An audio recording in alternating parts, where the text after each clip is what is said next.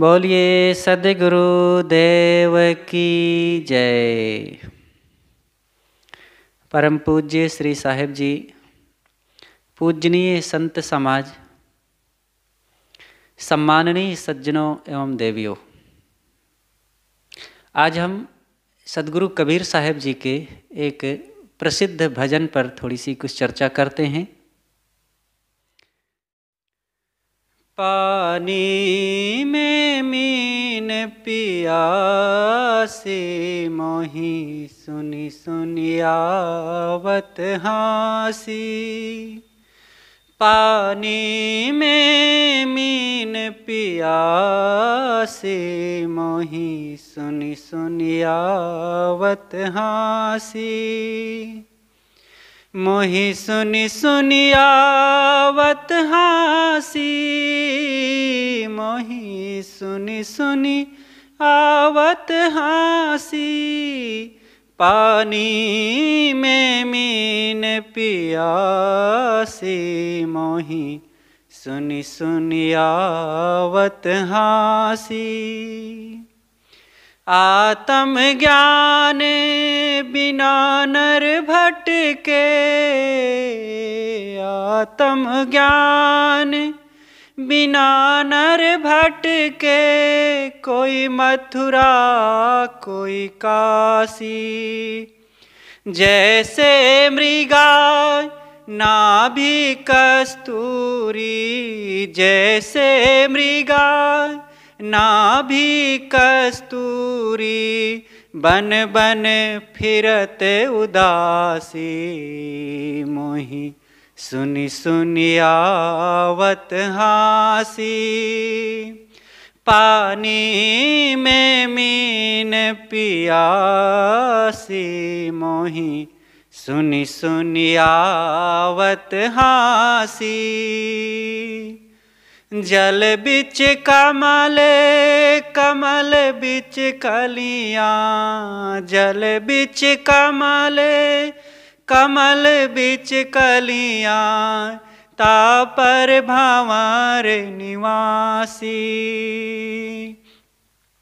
सो मन बस त्रैलोक भयो है, सो मन बस त्रैलोक भयो है। यति सती सन्यासी, मोही सुनी सुनी आवत हासी। पानी में मीन पियासी, मोही सुनी सुनी आवत हासी। जाको ध्यान धरे विधि हरि हरे, जाको ध्यान धरे विधि हरि हरे। मुनि जन साहस 88, सो तेरे घट माही बिराजे, सो तेरे घट माही बिराजे। परम पुरुष अविनाशी, मोही सुनी सुनी आवत हासी। मोही सुनी सुनी आवत हासी। पानी में मीन पियासी, मोही सुनी सुनी आवत हासी। है हाजिर तेहि दूर बतावे, है हाजिर तेहि दूर बतावे।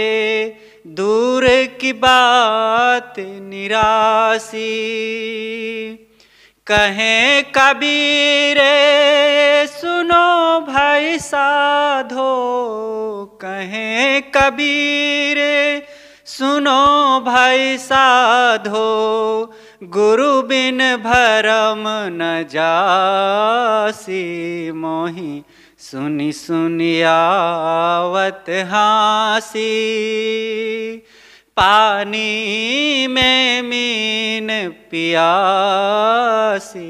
मोही सुनी सुनी आवत हासी मोहि, सुनी सुनी आवत हासी।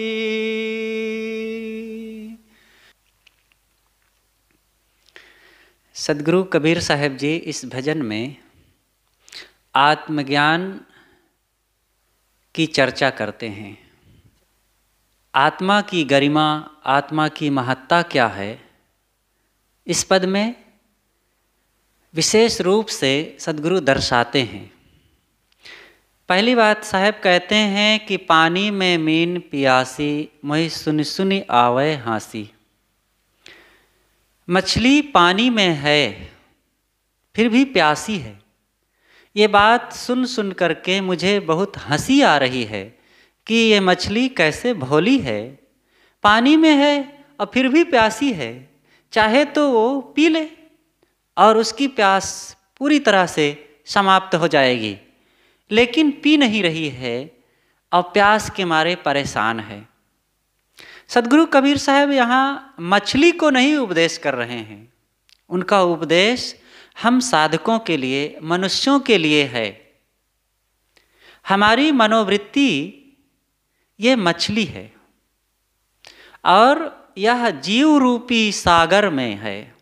जीव एक जल है, सागर। जैसे जल को पीने से तृप्ति मिलती है, ऐसे ही जीव आत्मा का बोध होने से, उसकी परख होने से, उसमें ठहरने से मनोवृत्ति शांत हो जाती है। जो हमारा मन बाहर भटक रहा है, अशांत होकर के सुख की तलाश में जो यत्र तत्र विषयों में भटकता है, वो शांत हो जाता है। तो ये हमारी मनोवृत्ति ही मछली है और ये अपने उस आश्रय स्थल जहाँ पर रह रहा है, उस परम चेतन आत्मा का बोध न होने से भटक रही है। हर साधक को अपने स्वरूप का बोध होना चाहिए। मैं कौन हूँ, अपनी गरिमा को, अपनी महत्ता को, अपनी विशेषता को हम पहचानें। ये आत्मा क्या है? आत्मा के ज्ञान बिना मनुष्य क्यों भटकता है? संसार में सब चीज़ों का मिलना अच्छी बात है, सबका ज्ञान होना भी ठीक है, लेकिन आत्मज्ञान के बिना, आत्म उपलब्धि के बिना सब बेकार है। आत्मा मूल में है। पहले मैं हूँ तब दूसरी चीज़ें हैं। अपने को भूल करके कभी भी कोई शांति नहीं पा सकता है। इसीलिए आत्मा को कूटस्थ कहा गया है। वेदांत में आत्मा को कूटस्थ है। कूटस्थ का अर्थ होता है निहाई। जो लोहार होता है, किसी औजार को आग में लाल करके वो कूटता है, तो उस निहाई पर रख करके कूटता है और निहाई बहुत वजनदार होती है, बहुत ठोस लोह की होती है। उसी पर सारे औजारों को कूटा जाता है, इसलिए उसे कूटस्थ कहा गया है।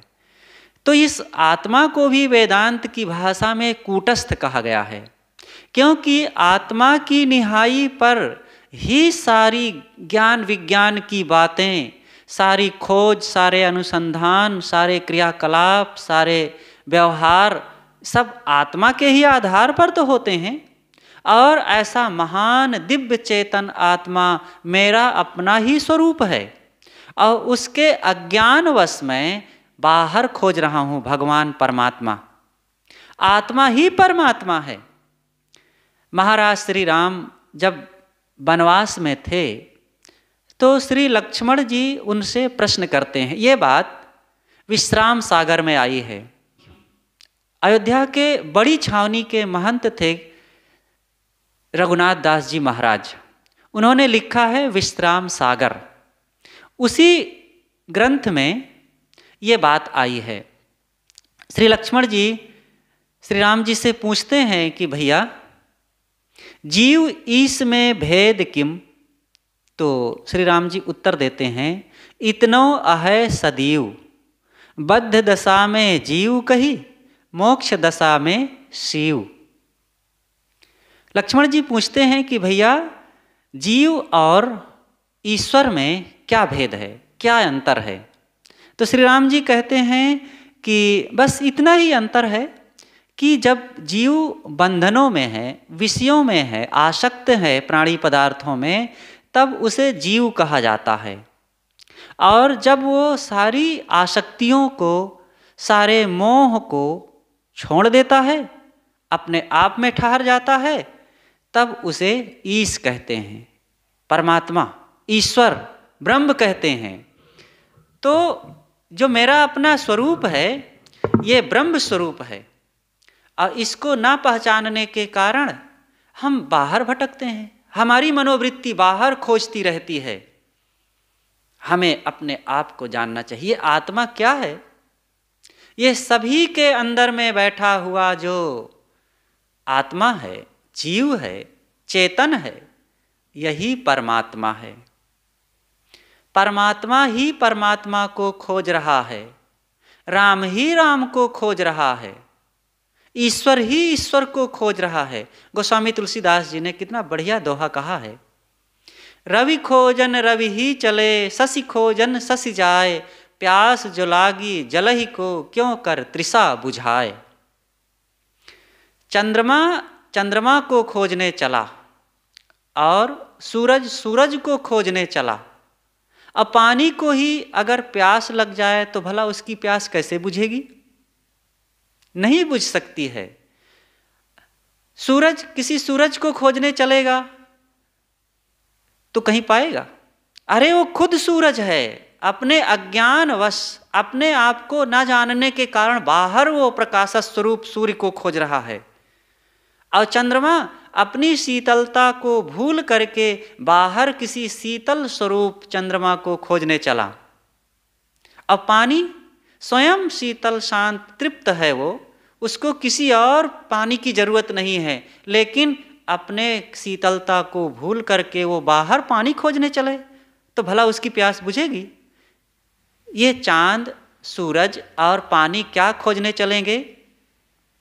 ये रूपक हैं, उदाहरण। गोस्वामी जी इन उदाहरणों से जीव के बारे में बताते हैं कि जैसे चांद शीतल है, जैसे सूरज प्रकाश स्वरूप है, और जैसे पानी पूर्णता शांत तृप्त स्वरूप है, वैसे ही व्यक्ति के अंदर में रह रहा जो चेतन आत्मा है, जीव है, वो परमात्मा स्वरूप है। और वो खुद अपने आप को भूल करके बाहर कामना करता है कि कहीं कोई भगवान मिल जाएगा, परमात्मा मिल जाएगा, तब मैं सुखी हो जाऊंगा, तृप्त हो जाऊंगा, मेरा दुख मिट जाएगा। लेकिन ये भूल है केवल। अपने आप को जिस दिन हम जान जाएंगे कि मैं ही परमात्मा हूँ, क्योंकि जितने देवी देवता, भगवान भवानी, ईश्वर ब्रह्म की कल्पना हुई है और निर्माण हुआ है, मंदिर मस्जिद बनाए गए हैं, वो किसने बनाया है? कोई भगवान ने आकर के किसी मंदिर को नहीं बनाया है, किसी अल्लाह और खुदा ने आकर के किसी मस्जिद को नहीं बनाया है, कोई देवी देवता आकर के किसी ग्रंथ को नहीं बनाए हैं। जो कुछ बनाया है तो इस मनुष्य ने ही बनाया है, और मनुष्य भगवानों का भगवान है। सदगुरु कबीर ने बीजक में कहा है, अल्लाह राम जियो तेरी नाई, जिन पर मेहर हो तुम साई। अल्लाह और राम ये तुम्हारे कारण जीवित हैं। मनुष्य अगर अपना हाथ समेट ले तो इन भगवान भवानियों की कहीं पता न चले। मनुष्य ही चाह ले तो पत्थर को भगवान बना दे, पानी को तारने वाला बना दे, और मनुष्य ही चाह ले तो उन मूर्तियों को तोड़ करके कूड़ादान बना दे। तो कौन है मनुष्य? हम आप हैं। ये जीव में शक्ति है, और जीव अपने आप को भूल करके वो शांत स्वरूप भगवान को, परमानंद स्वरूप ईश्वर को बाहर खोजता है। अपने को हम पहचाने तो हम कौन हैं, हमारा क्या लक्षण है? हम चेतन जीव आत्मा हैं, और वो स्थूल आकार वाला नहीं है, स्थूल आकार जो होता है वो विषय होता है, वो जड़ होता है। संसार में मिट्टी, पानी, आग, हवा, ये 4 चीज़ें हैं। चारों अपने आप में विलक्षण हैं एक दूसरों से। मिट्टी जैसा पानी नहीं, पानी जैसा आग नहीं, आग जैसे हवा नहीं, हवा जैसे मिट्टी नहीं। ये चारों अपने आप में सभी विलक्षण हैं और चारों में महान शक्ति है, जड़ता की शक्ति है। चारों अलग अलग होते हुए भी चारों में एकता भी है। वो एकता यह है कि चारों जड़ हैं। चारों के गुण लक्षण तो अलग हैं। मिट्टी कठोर है और पानी एकदम शीतल है, हवा एकदम कोमल है और आग एकदम उष्ण है, गर्म है, दाहक है। लेकिन इतना सब चारों में अलग अलग लक्षण होते हुए भी जड़ता है, जड़ता चारों में। चारों को ना एक दूसरे का ज्ञान है और ना स्वयं का ज्ञान है, लेकिन चेतन जीव इन चारों से बिल्कुल अलग है, विलक्षण। अचेतन जीव स्वयं को भी जानता है, अपने को भी जानता है। ये जड़ तत्व भी सत्य हैं और चेतन भी सत्य है, लेकिन जड़ तत्वों में ना अपने आप का ज्ञान है ना दूसरों का ज्ञान है। वो सत्य तो हैं, वो नित्य रहेंगे, सदा रहेंगे, लेकिन चेतन जीव ये सत्य होते हुए भी परम सत्य है, क्योंकि यह भी नित्य है, लेकिन ये दूसरों को जानते हुए स्वयं को भी जानता है। ऐसा महान ये है। तो ये दिखाई क्यों नहीं देता है?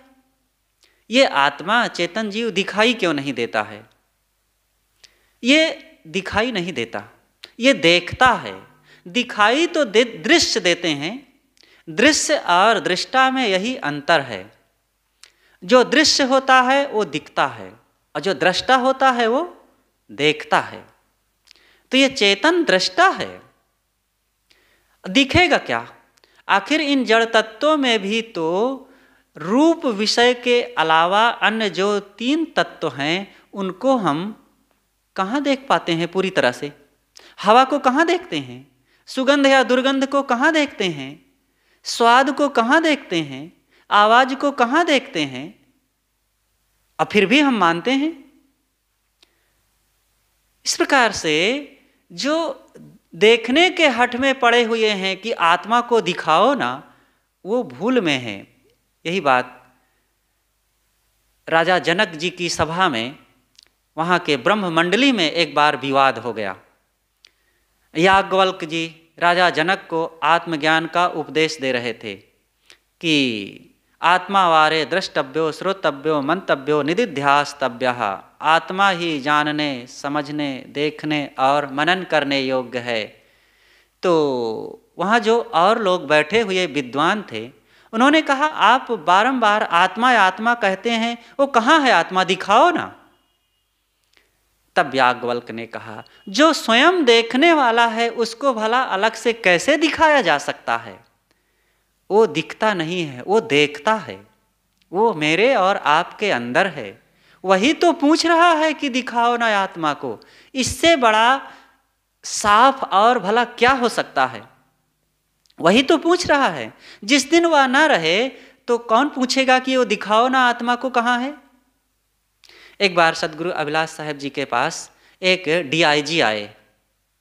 तो वो बात करते करते उन्होंने कहा कि महाराज मैं आत्मा नहीं मानता हूँ, मैंने आत्मा को भी त्याग दिया है। तो गुरुदेव जी ने कहा लेकिन अपने को? तो चुप हो गए। अपने को तो नहीं त्याग पाएंगे, आत्मा को त्याग दें। क्या त्यागेंगे आत्मा को? शब्द त्याग देंगे, लेकिन क्या अपने स्वरूप को कोई त्याग देगा? और जो मेरा स्वरूप है वही तो आत्मा है। चाहे आत्मा कहो और चाहे निज स्वरूप कहो, चाहे जीव कहो, चाहे चेतन कहो, बात एक ही है। आत्मा का मतलब आत्मी, अपनापन जिसमें हो, खुद। ये शब्द हैं, शब्दों के चक्कर में नहीं पड़ना चाहिए। अर्थ को समझो। जब अर्थ समझ लेते हैं तो फिर उनको इधर उधर बोलने की जरूरत नहीं है। इसीलिए सदगुरु कबीर ने कहा है समझे की गति एक है, जिन समझा सब ठौर। कहाँ ही कबीर ये बीच के बल कही और के और। बीच के लोग इधर का उधर कुछ बोलते रहते हैं, जो समझदार हैं वो व्यर्थ की बात नहीं करते हैं। तो सद्गुरु कबीर कहते हैं कि जो मनोवृत्ति आत्मा रूपी शीतल सरोवर में है वह प्यासी है, क्योंकि वो अपने आप को जानती नहीं है। इस महान चेतन आत्मा का उसे ज्ञान नहीं है, तो वो बाहर से अपनी प्यास बुझाना चाहती है। वो प्यास भला कैसे उसकी बुझेगी?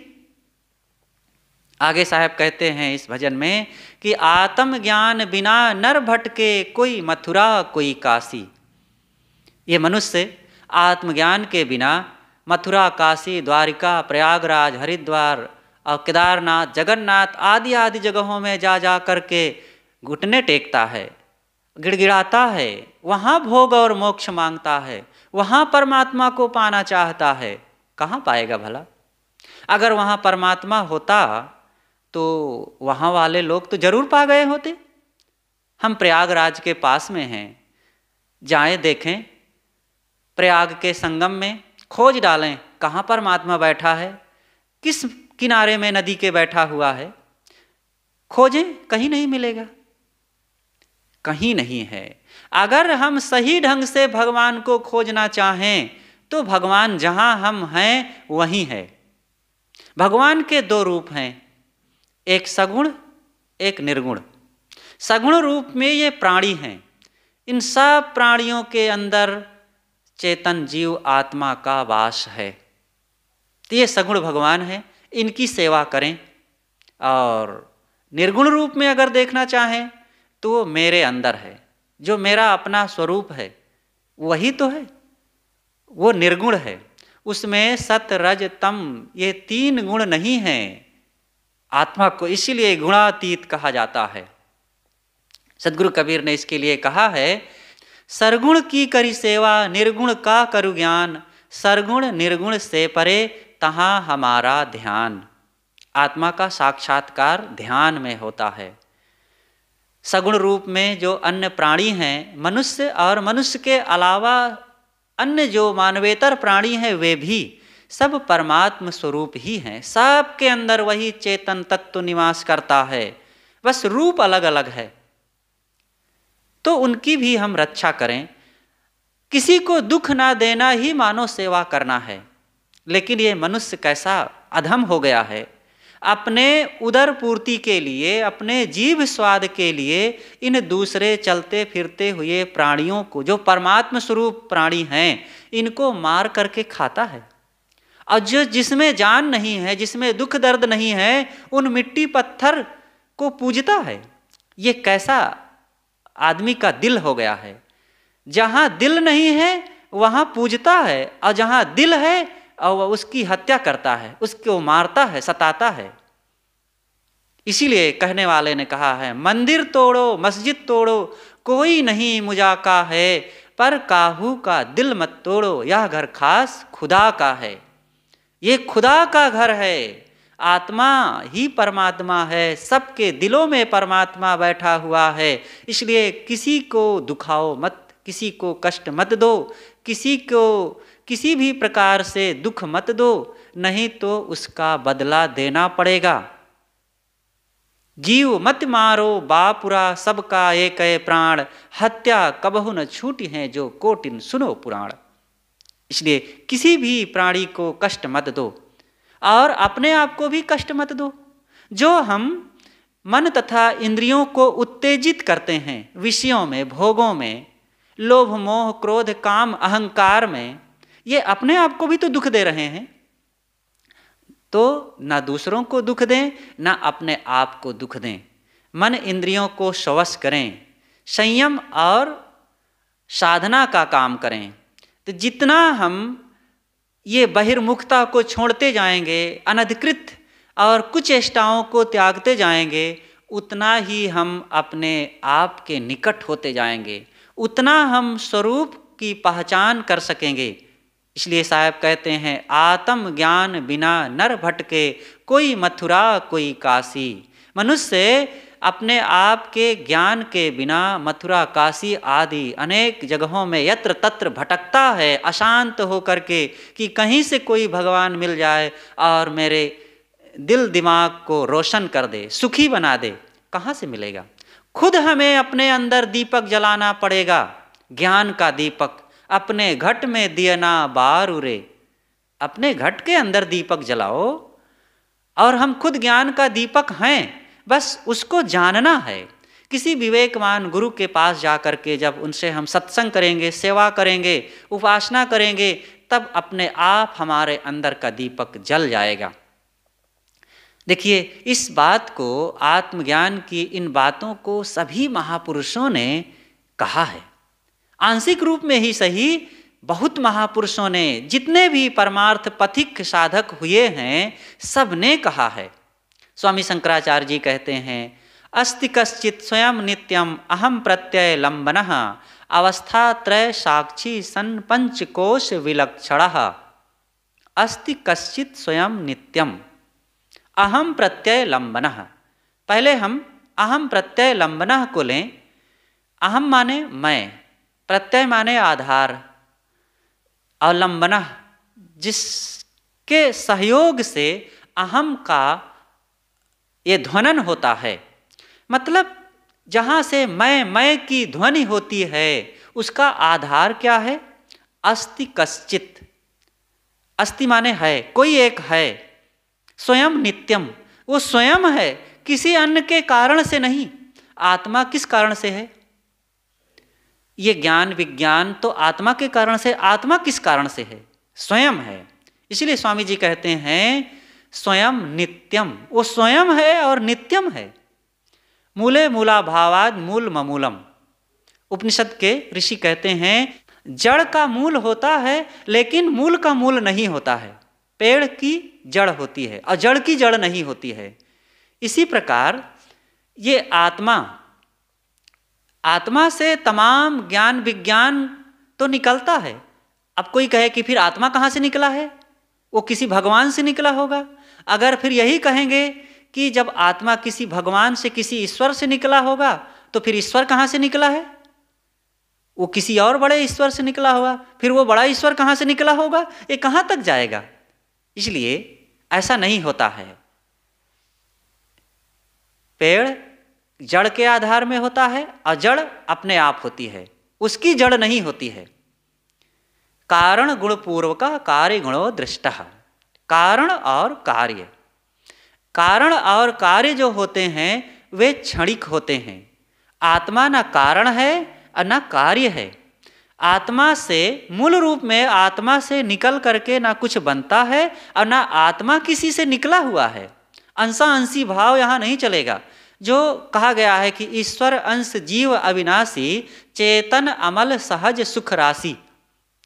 ईश्वर अंश जीव अविनाशी, गोस्वामी जी कहते हैं कि ईश्वर का अंश जीव है और अविनाशी है।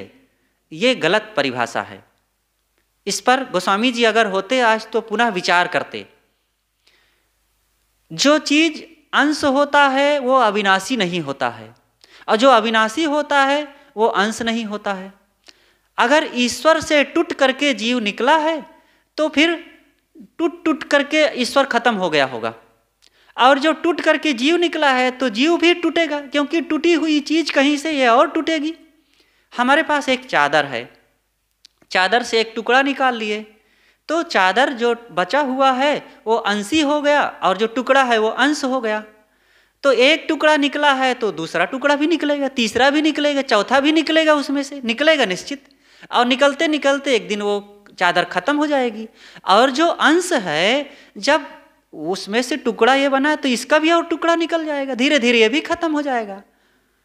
तो जहां पर अंश अंशी की बात है वहां पर नित्यता नहीं होती है, अविनाशी का भाव नहीं होता है। लेकिन जीव नित्य है, अविनाशी है, ये किसी का अंश नहीं है और ना इससे कुछ निकलता है।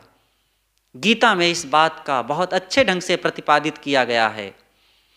तो हम इस आत्मा को समझें, इस महान गरिमामयी आत्मा को न जानने के कारण मनुष्य वैसे ही भटकता है। सद्गुरु कितना मार्मिक उदाहरण देते हैं कि जैसे मृगा नाभि कस्तूरी बन बन फिरत उदासी।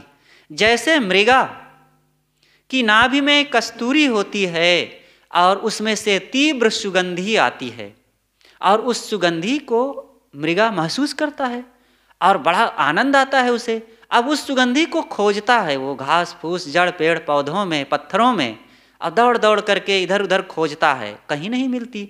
जब खुजलाने के लिए अपनी ही नाभि की तरफ ले गया तब उसे पता चल गया कि ओह, तो मेरे पास से ही सुगंधी आ रही है। मनुष्य भी उसे शांति की, परमानंद की, परम सुख की सुगंधी आ रही है।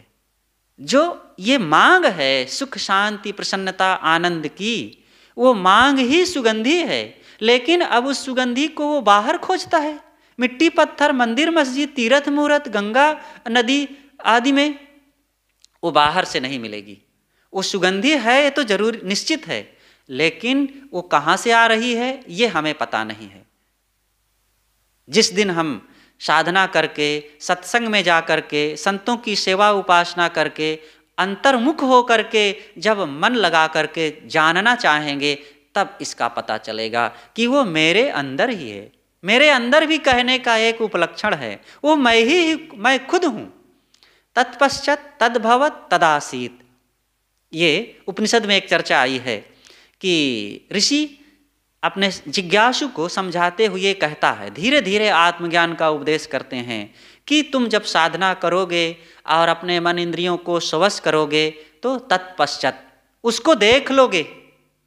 उसको मान लो यहाँ भगवान को तुम देख लोगे तो धीरे धीरे फिर कहते हैं तद्भवत, वही हो जाओगे। पहले कहते हैं देख लोगे, अब कहते हैं वही हो जाओगे। तद्भवत, वही हो जाओगे। तो अंतिम में कहते हैं तदासीत, अरे तू वही है। धीरे धीरे ज्ञान की बातें धीरे धीरे बताते हैं, गहराई की बात।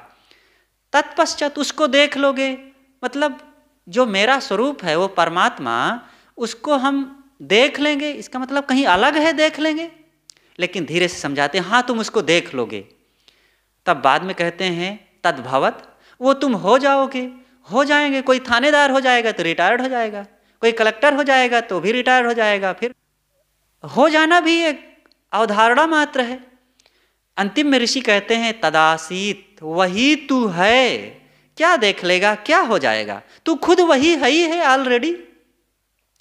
इसी प्रकार आत्मा जो मेरा अपना ही स्वरूप है, उसको देखना और उसको हो जाना, ये तो एक कहने का तरीका है।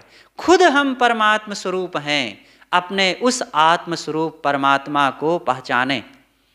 और पहचानना तब होगा जब हम साधना करेंगे, बहिर्मुखता को छोड़ेंगे, जगत के लोभ मोह क्रोध व्यवहार की तमाम उलझने और घर परिवार का राग द्वेष और थोड़ी थोड़ी जमीन मकान के लिए जो हम झगड़ जाते हैं, लड़ जाते हैं, और देह बुद्धि जो हमारे ऊपर सब समय हावी रहती है कि मैं देह हूँ, तो ये देह बुद्धि, भोग बुद्धि, पदार्थ बुद्धि में आत्मबुद्धि कैसे प्रकट होगी?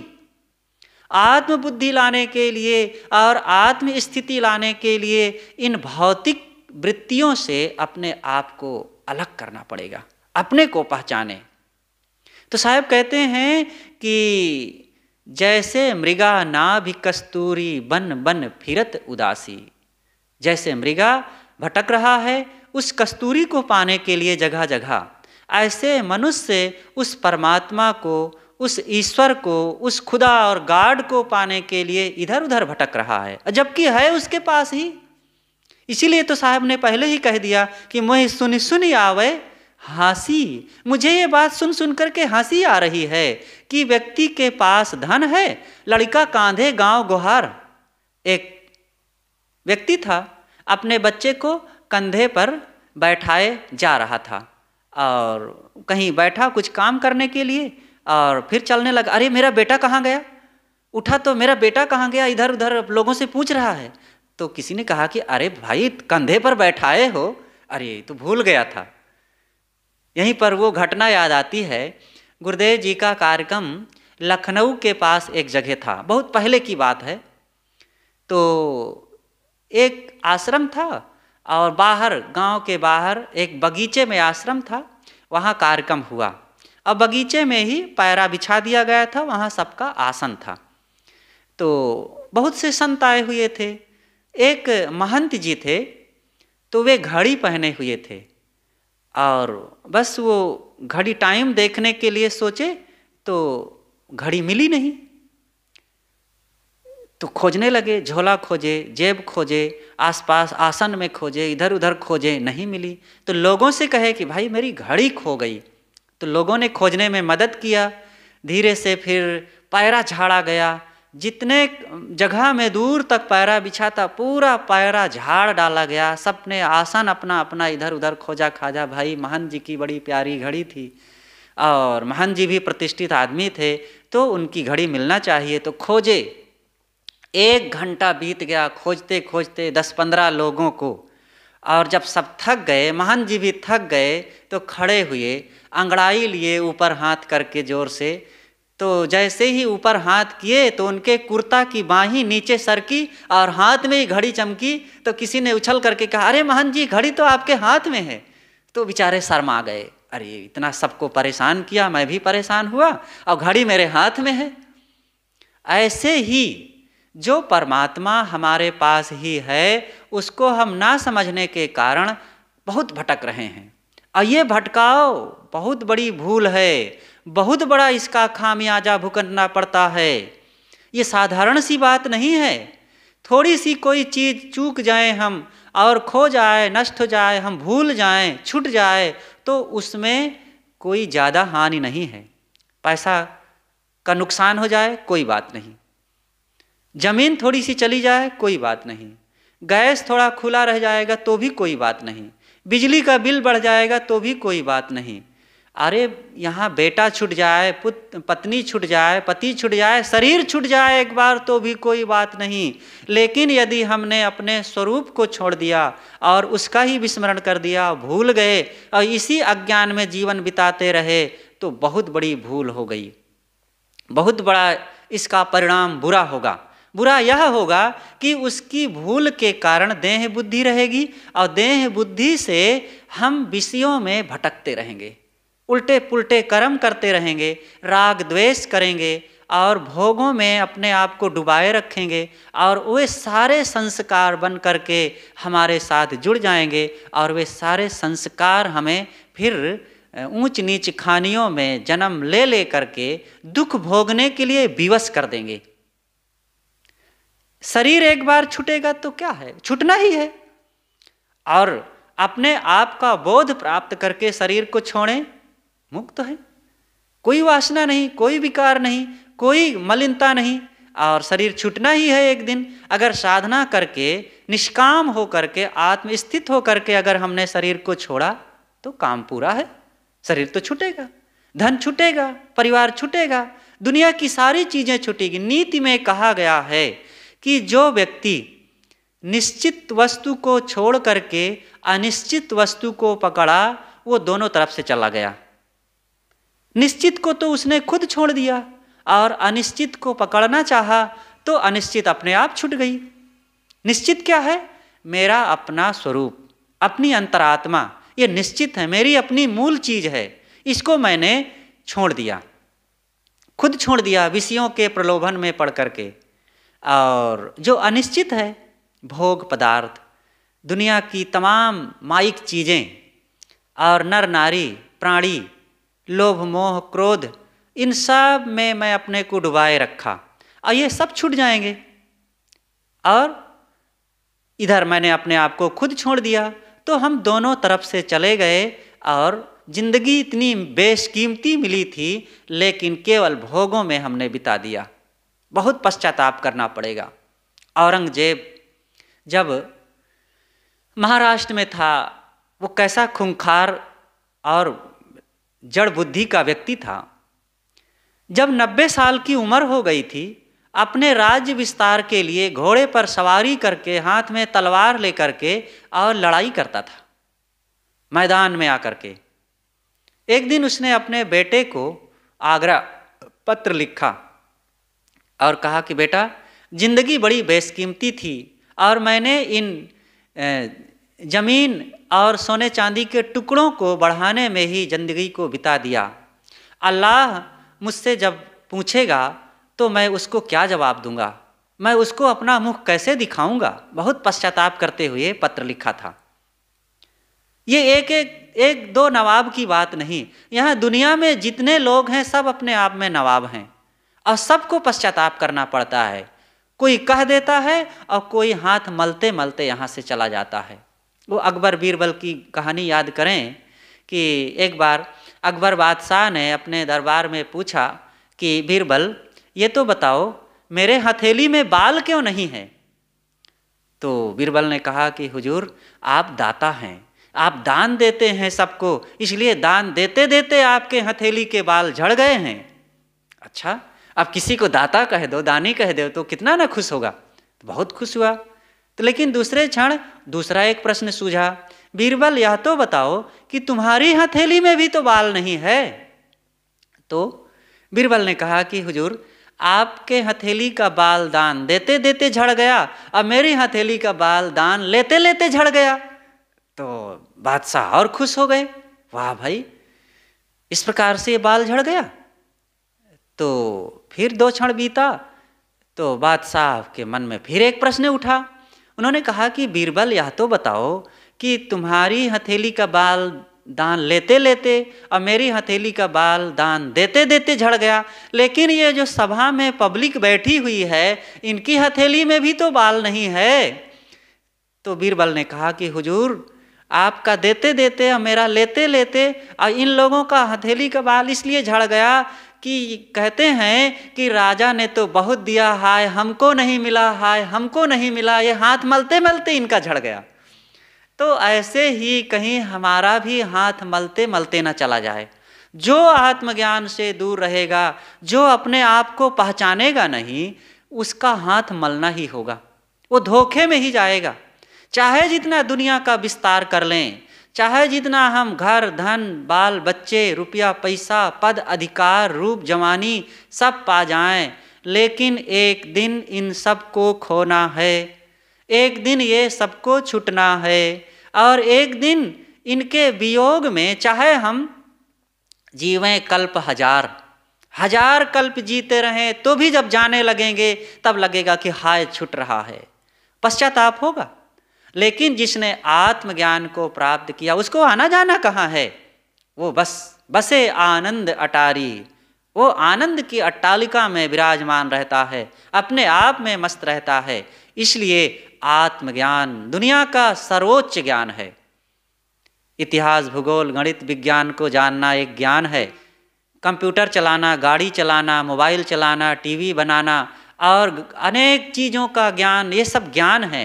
भोजन बनाना, नाचना, गाना, मकान बनाना, ये सब ज्ञान है।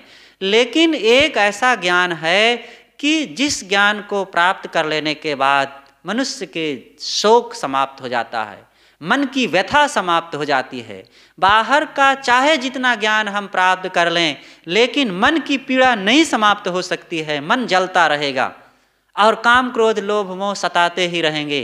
लेकिन अगर आत्मज्ञान हो गया है तो फिर सारी व्यथा समाप्त, क्योंकि इंद्रियां अब चंचल नहीं होंगी, बहिर्मुखता समाप्त हो जाएगी, कोई चीज़ छूटने का भय रहेगा नहीं और यहाँ कोई अपना है ही नहीं, इस बात का अच्छी तरह से बोध हो जाएगा।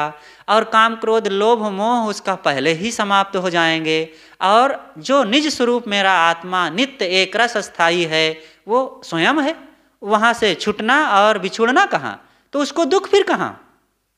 इसलिए इस आत्मज्ञान की कितनी बड़ी अहमियता है, इसलिए इसको अच्छी तरह से समझना चाहिए। महावीर स्वामी जी ने कहा है, जे आया से बिड़ाया। जो आत्मा है वही विज्ञाता है। विज्ञाता मतलब विज्ञानी, आत्मा ही तो विज्ञानी है। सारे ज्ञान और विज्ञान का विज्ञाता कौन है? आत्मा। आत्मा ना हो तो कौन ये मशीन बनाए, कौन हवाई जहाज बनाए, कौन ट्रेन बनाए और कौन बुलेट ट्रेन बनाए, कौन मेट्रो ट्रेन बनाएगा? और ये मोबाइल टीवी कौन बनाएगा, ये कपड़े कौन बनाएगा, ये मशीनें कल कारखाने कौन चलाएगा?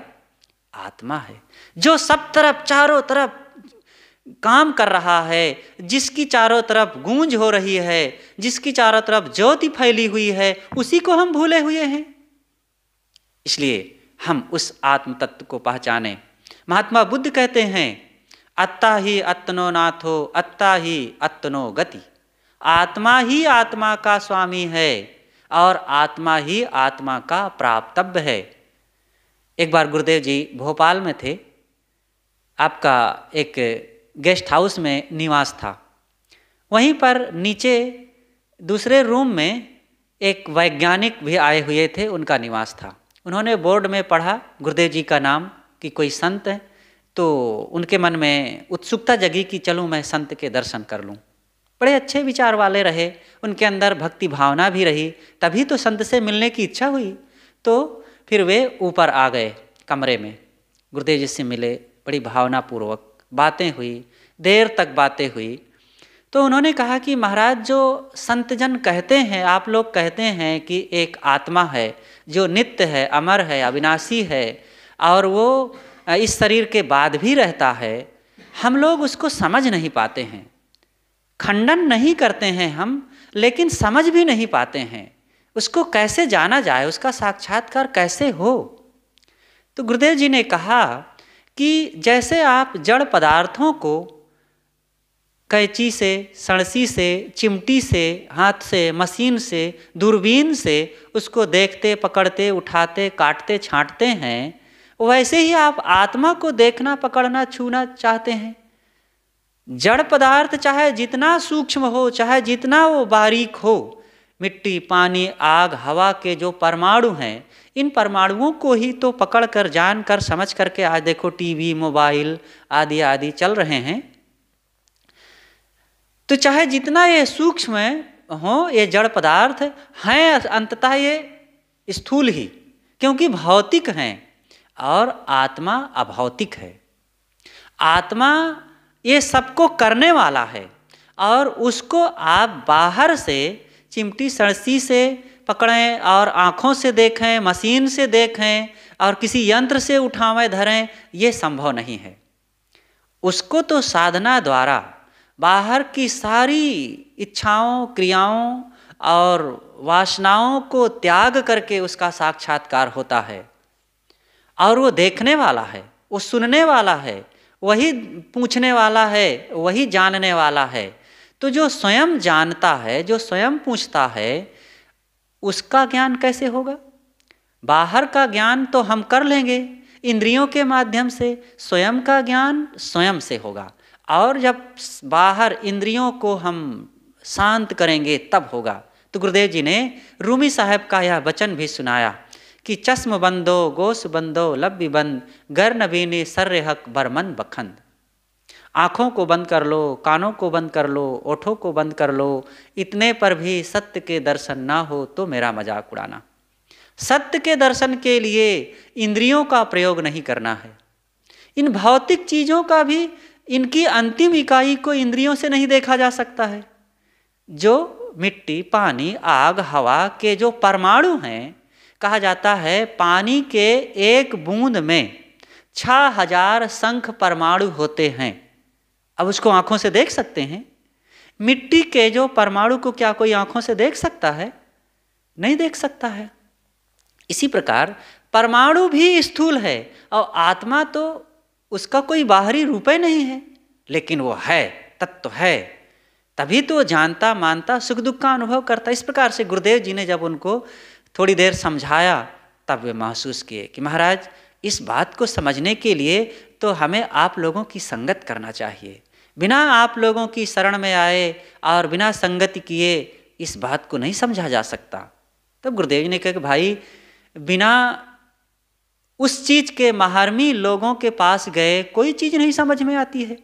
आपके विषय को हम नहीं समझ पाएंगे जो भौतिक काम कर रहे हैं विज्ञान में। तो इसी प्रकार जो आध्यात्मिक विज्ञान है, तो ऐसे विज्ञानियों के पास जाएंगे तभी ना आध्यात्म की बातें समझ में आएंगी। तो इस प्रकार से वे बहुत प्रसन्न हुए गुरुदेव जी के समझाने पर और कहा कि महाराज आपकी बातों से आज हमें नई चीज मिली और बड़ा आनंद आया।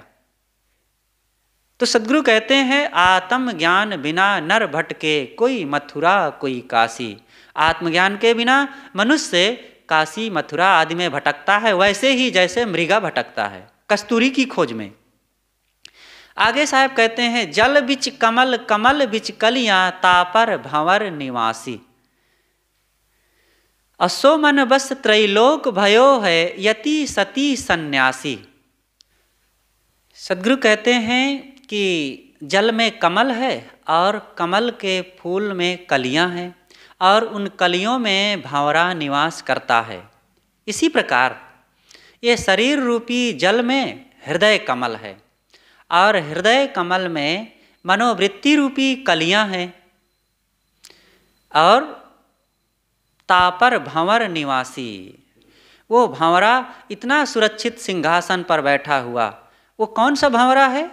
ये चेतन आत्मा ही वो भंवरा है, वो हृदय में रहने वाला, हृदय कमल में। वो ऐसा चेतन जीव महान सम्राट, वो मन के अधीन होकर के विषयों में भटक रहा है।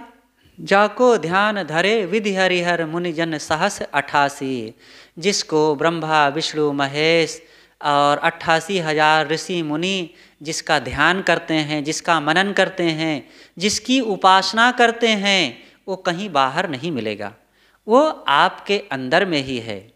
सो तेरे घट माहि विराजे, वो तुम्हारे घट में ही विराजमान है। परम पुरुष अविनाशी, वो अविनाशी परमात्म स्वरूप चेतन तत्व वो बाहर नहीं, तुम्हारे अंदर है। तुम उसको पहचानो ना, काहे को भूल रहे हो? आत्मज्ञान के बिना ही हम बाहर खोज रहे हैं। ये स्वरूप भूल बहुत बड़ी भूल है। इस भूल को मिटाए बिना किसी को शांति नहीं मिल सकती है। सद्गुरु कबीर ने कहा है, भूल मिटे गुरु मिले पारखी पारख देई लखाई। कहें कबीर भूल की औषध पारख सबकी भाई। भूल तब मिटती है जब पारखी गुरु मिलते हैं। भूल मिटे गुरु मिले पारखी पारख देई लखाई। फिर वो पारख को लखा देंगे। वो पारख क्या है? पारख आपका स्वरूप ही है जो सबको परखता है। उसको भला कौन परखेगा? इन दरवाजों को, इन खिड़कियों को, इन कपड़ों को, इस दीवार को मैंने परखा, अब मेरे अपने आप को कौन परखेगा? उसको भी तो मैं परखूंगा। जो सबको परखे और स्वयं को परखे वही तो पारखी है। इसलिए साहब कहते हैं कि गुरु मिले पारखी पारख देई लखाई। भूल तब मिटती है जब पारखी गुरु मिलेंगे, तो वे परखा देंगे हमारे अपने पारख स्वरूप को। इसलिए साहब कहते हैं कि कहें कबीर भूल की औसत पारख सबकी भाई। इस भूल की एक ही औसत है पारख। पारख ऊपर थिर हो रहना, सकल परखना ना कछु गहना। सदगुरु श्री पूर्ण साहब कहते हैं कि पारख में स्थित हो, और जब पारख में तुम स्थित हो तो सबको परखो, लेकिन किसी को ग्रहण मत करो। मतलब किसी का राग ना करो, कहीं मोह ना करो। देखो, समझो, परखो और हटो, अपने में रहो। तो बिना पारख के, बिना बोध के हम बाहर यत्र तत्र सर्वत्र भटक रहे हैं। इसलिए कहीं बाहर की नहीं, अपने आप की सुध लें, अपने आप को पहचानें, अपने आप का उद्धार खुद करें। करू बहिया बल आपनी छाड़ बिरानी आस, जाके आंगन नदिया बहे सो कस मरे पियास। अपने आप का भरोसा करो, अपना उद्धार खुद करो। उधारी का भगवान आकर के तुम्हें उद्धार नहीं देगा, कल्याण नहीं देगा। आएगा वो चला जाएगा, कहीं आने वाला है भी नहीं है। आप खुद हैं। आपका जो स्वरूप है वो परमात्म स्वरूप है, वो आता और जाता नहीं है, वो हाजिर हुजूर है। तो साहब कहते हैं कि सो तेरे घट माहि विराजे परम पुरुष अविनाशी। वो परमात्मा तुम्हारे घट में ही विराजमान है। उस गीताकार ने कहा है, नयनम छिंदन्ति शस्त्राणि नयनम दहति पावका न चैन्यम क्लेदयन्त्यापो न शोष्यति मारुतः। वो आत्मा जो आप खुद हैं, आपका स्वरूप कैसा है, जिसको मुनिजन और ऋषि ब्रह्मा विष्णु महेश ने भी ध्यान किया है, वो क्या है?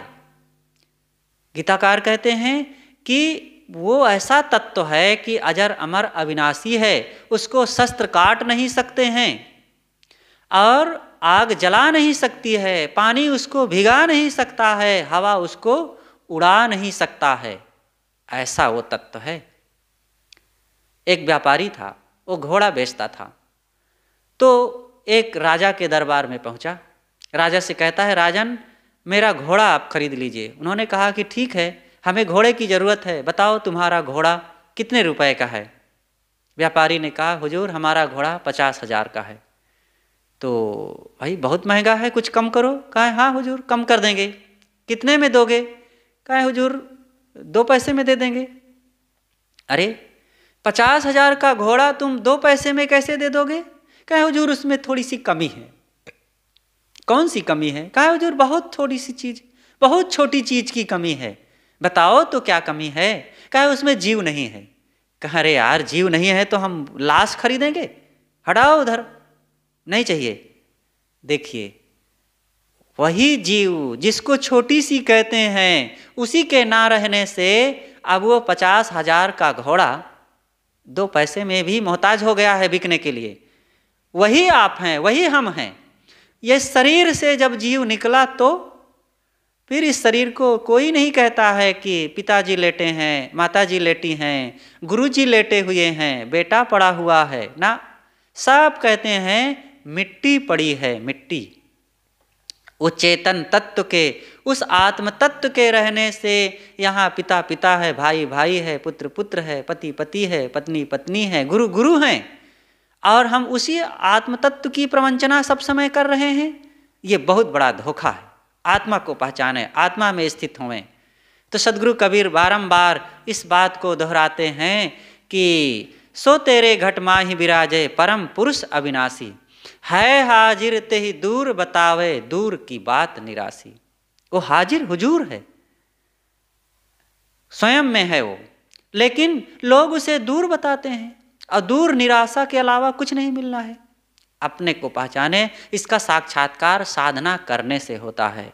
सबको ध्यान में बैठना चाहिए, सुबह शाम मध्याह्न, जब कहीं जिसको अवसर मिले बैठें।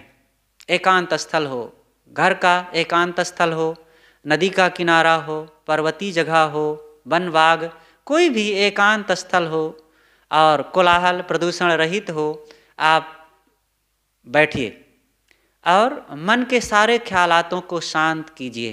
कुछ भी मत सोचिए, इधर उधर की बातों में अपने मन को ना दौड़ाइए, हानि लाभ में मत पड़िए, और क्या लेना देना है और शरीर की स्थितियां, धन रुपए पैसे का हिसाब किताब कुछ भी ना सोचो। उस समय केवल अपने आप को सोचो। हाथ पैर शांत रहें, आंखें बंद हो, एकांत में जब बैठेंगे तब आत्म साक्षात्कार होगा। धीरे धीरे धीरे जो मन में संकल्प उठ रहे हैं उनको छोड़ते जाइए, और छोड़ते जाएंगे छोड़ते जाएंगे छोड़ते जाएंगे। जब आप पूरी तरह से अभ्यस्त हो जाएंगे, एक समय ऐसा आएगा कि आप संकल्पों को पूरी तरह से छोड़ देंगे, शांत कर देंगे। और जब सारे संकल्प समाप्त हो गए, शांत हो गए, तब आपके पास बचा क्या? केवल आप खुद बचे, स्वयं अपने आप। और जब अपने आप रह गए आप, तो यही तो भगवत दर्शन है, यही तो भगवत प्राप्ति है। आप होते हुए भी बाहर कुछ नहीं जानते और अपने आप में शांत हैं। उस समय कोई दुख नहीं, कोई पीड़ा नहीं, कोई भय नहीं, कोई शोक नहीं। इस तथ्य को, इस दशा को कोई साधक अनुभव करता है। और साहब वही कहते हैं कि जब तक ये साधना नहीं अपनाओगे और इस प्रकार से सत्संग का आधार नहीं लोगे, तब तक मन तो भटकता रहेगा। और जब तक मन भटकेगा तो मनोराज्य में रहेंगे, आत्मराज्य में प्रवेश ही नहीं कर पाएंगे। और मन का राज्य ये संसार है और आत्मा का राज्य इस संसार से अलग है, आप खुद हैं। इसलिए आत्मराज्य में प्रवेश करें। तो सद्गुरु कहते हैं कि है हाजिर तेहि दूर बतावे दूर की बात निराशी। वो है खुद हाजिर हुजूर, लेकिन लोग उसे दूर बताते हैं, दूर है और दूर निराशा मिलेगी। चले जाओ, दूर के ढोल सुहावने, लोग कहते हैं कि अरे हरिद्वार में धर्म रहता है। एक बार गुरुदेव जी साउथ इंडिया गए थे, कन्याकुमारी। जैसे ही कन्याकुमारी मंदिर के पास गए, किसी भक्त के यहाँ जाना था लेकिन घूमने गए, तो मंदिर के पास जब गए तो एक सज्जन मिले। उन्होंने पूछा कि महाराज कहाँ से आए? तो बताया कि प्रयाग से आए हैं। अरे धर्म तो महाराज प्रयाग में है, यहाँ तो सब पापी लोग हैं। अब देखो, वहाँ से वो कहता है कि धर्म सब प्रयाग में ही है, वहाँ बड़े अच्छे लोग होते हैं। और यहाँ वालों से पूछो, अरे सब यहाँ बड़े दुष्ट लोग हैं, चोर हैं, उचक्के हैं। और दक्षिण भारत में जाओ, वहाँ धर्म रहता है, सब दूर के ढोल सुहावने हैं, लेकिन सब जगह वैसे लोग हैं, सब जगह वही नर नारी है, वही मिट्टी धूल है, वही हवा पानी है, और सबके अंदर वही इच्छाएं, कामनाएं, वासनाएं भरी हुई हैं। इसलिए बाहर नहीं, दूर नहीं, निकट वाले को देखो। हम सुधरेंगे, जग सुधरेगा। अपने को हम सुधारें। आगे साहब अंतिम में कहते हैं, कहत कबीर सुनो भाई साधो, गुरु बिन भरम न जासी। ये भरम, अंतिम बात बड़ी मार्मिक साहब इसमें बता देते हैं कि कहत कबीर सुनो भाई साधो, तो ये सदगुरु कबीर साहब की मोहर है। साहब सदैव कहने में विश्वास करते हैं, वे लिखते उगते नहीं हैं, लोगों के सामने कहते हैं। इसलिए कहत कबीर सुनो भाई साधो, मैं कह रहा हूँ, आप सुनो और समझो। और ये बात समझना है कि गुरु बिन भरम न जासी, गुरु के बिना भ्रम नहीं मिटेगा। यहाँ भौतिक चीज़ों को जानने के लिए गुरु की जरूरत है। एक काखा गाघा पढ़ना है हमें, ABCD पढ़ना है, खाट बीनना है, खेती करना है, कोई सिलाई मशीन सीखना है, तो इन सब कार्यों के लिए गुरु की जरूरत होती है। जब बाहर की चीज़ों में, भौतिक क्रियाओं में शब्द बोध के लिए गुरु की जरूरत है, तो आत्मबोध बिना गुरु के कैसे हो जाएगा? इसलिए साहब कहते हैं, गुरु बिन भरम न जासी। तो सभी मनुष्यों को जो आत्म कल्याण के पिपासु हों, जो शांति चाहें, जो दुख मिटाना चाहें, जो मुक्ति चाहते हों, जन्म मरण के भव बंधनों से पार होना चाहते हों, तो वो गुरु की शरण में जाएं। और गुरु के बिना दुख नहीं मिट सकता है। और जब गुरु के पास जाएंगे तो वे हमारी चीज को हमें बता देंगे। गुरु एक जलता हुआ दीपक है और वे हमारे दीपक को जला देंगे। एक जलता हुआ दीपक लाखों दीपक को जला सकता है, लेकिन एक नहीं, हजारों नहीं, लाखों बुझे हुए दीपक एक दीपक को भी नहीं जला सकते। तो गुरु जलता हुआ दीपक है, और जो उनके पास जाएगा वो अपने आत्मज्ञान से, बोध से, और रहनी से, और आत्मस्थिति के उस प्रकाश से हमारे आपके सबके अंदर के उस दीपक को, आत्मज्योति को प्रज्वलित कर देते हैं। इसीलिए तो सदगुरु कबीर का जो ज्ञान है, बीजक का प्रथम वचन ही वे कहते हैं, अंतर ज्योति शब्द एक नारी, हरि ब्रह्मा ताके त्रिपुरारी। अंतर ज्योति, आत्मज्योति, आत्मज्योति को जलाओ। वो जलती है सदैव, लेकिन हम उसको भूले हुए हैं, इसलिए उससे हम लाभान्वित नहीं हो रहे हैं, इसलिए शोक लोभ मोह में पड़े हुए हैं। गुरु के पास जाएंगे तो वे हमें हमारा परिचय करा देंगे, और जैसे ही हमें अपने आप का परिचय हो जाएगा तो उस आत्मज्योति के प्रकाश से हम खुद प्रकाशित हो जाएंगे और हमारा सारा दुख समाप्त हो जाएगा। तो सदगुरु कबीर का यह पद कि पानी में मीन पियासी, मुझे सुनि सुनि आवे हाँसी, बहुत मार्मिक है। इसको मनन करना चाहिए, और मनन करके आत्मसात करके अपने जीवन में, रहनी में उतारने से फिर सारा दुख समाप्त हो जाएगा। बस अपनी बातें यहीं पर समाप्त करते हैं। बोलिए सद्गुरु देव की जय।